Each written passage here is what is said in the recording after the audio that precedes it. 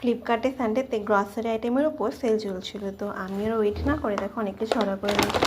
ফার্স্টে মুচিটা অর্ডার করেছিলাম। এটা দেখো প্রাইসটা আছে 830, আমি এটা পেয়েছিলাম 460।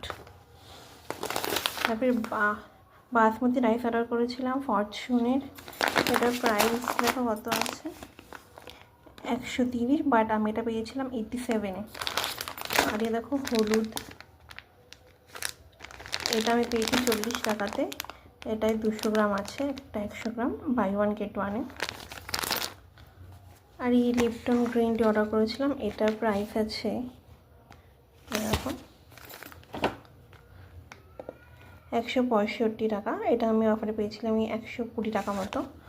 আর একটা ব্রাউনি কেক অর্ডার করেছিলাম, এটা পড়েছিল আমার, এটার প্রাইস আছে 60 টাকা, বাট এটা আমি 27 টাকায় পেয়েছিলাম।